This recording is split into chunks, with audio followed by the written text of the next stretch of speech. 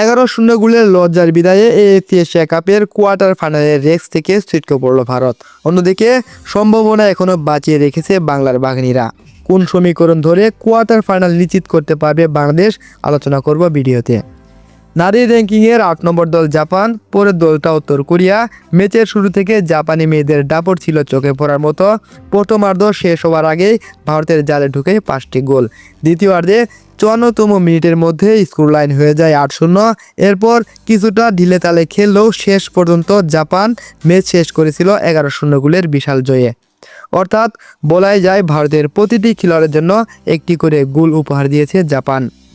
অথচ এই ভারতকে তুরস্কে রেখে অনুশীলন করিয়েছে ভারতীয় ফুটবল ফেডারেশন, খেলিয়েছে শক্তিশালী ক্লাবগুলোর বিপক্ষে ম্যাচ, তারপরও লজ্জার এই বিদায়ের ফলাফল 11-0।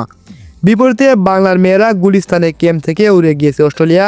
উচ্চবিলাসী অনেক পরিকল্পনা দিলেও কাজের বেলায় লবডস্কা বাফুফে মেয়েদের জন্য করেছে দায়সারা ব্যবস্থা। তারপরও বাংলাদেশের মেয়েরা চীনের সঙ্গে লড়াই করেছে প্রায় সমানে সমান।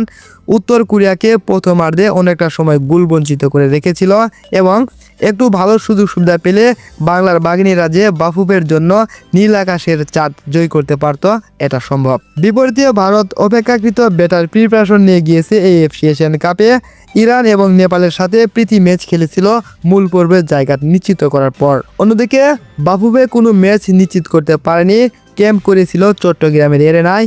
এই দলকে নিয়েই পিটার বাটলার চ্যালেঞ্জ ছুড়ে দিলেন আর ফিফা র্যাঙ্কিংয়ে 9তম স্থানে থাকা নর্থ কোরিয়ার বিপক্ষে 5-0 গোলে ম্যাচ গড়ালেন। নিশ্চিতভাবেই নর্থ কোরিয়া এবং জাপান কাছাকাছি লেভেলের। বাংলাদেশ নিজেদের প্রথম 2 ম্যাচে 95তম এবং 103 পার্থক্যের 2 দল থেকে গোল হজম করেছে মাত্র 7টি। এদিকে ভারত একা 61 পার্থক্যে থাকা জাপান থেকে 11 গোল হজম করলো। আমাদের রসদ কম, আমাদের প্রস্তুতি কম, আমাদের ম্যাচে কম। ম্যাচ শুরু হওয়ার আগে পিটার বাটলার বলেছিলেন আই হ্যাভ এ প্ল্যান। একটা পলিটিক্যাল স্লোগানের সাথে মিলে যাওয়ায় অনেকে ট্রোল করেছিলেন ম্যাচ হারার পর। পিটার বাটলারের আসলে একটা প্ল্যান ছিল, তবে তার স্বীকারোক্তিও ছিল কোরিয়ার বিপক্ষের আসল ফুটবলের মুখোমুখি হওয়ার পর। এখন আলোচনা করব বাংলাদেশ কোন সমীকরণে কোয়ার্টার ফাইনাল নিশ্চিত করতে পারবে। এখন পর্যন্ত কোয়ার্টার ফাইনাল নিশ্চিত করেছে 7টি দল। প্রথমে রয়েছে জাপান, তারপর উত্তর কোরিয়া এবং দক্ষিণ কোরিয়া।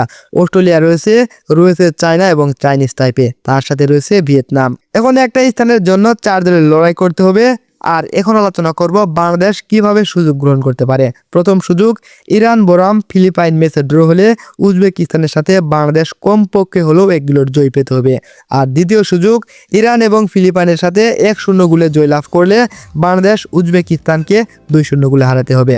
অর্থাৎ ইরান যদি ফিলিপাইনের সাথে 1-0 গোলের জয় লাভ করে, অন্যদিকে বাংলাদেশ যে উজবেকিস্তানের সাথে ম্যাচটি খেলবে সেখানে 2-0 গোলের জয় পেতে হবে।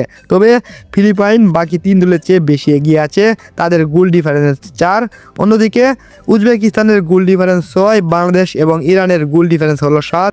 এখানে ইরানের বিপক্ষে ফিলিপাইন জিতে গেলে সুযোগ কঠিন হবে বাংলাদেশ এবং উজবেকিস্তানের। ধন্যবাদ সবাইকে, আসসালামু আলাইকুম।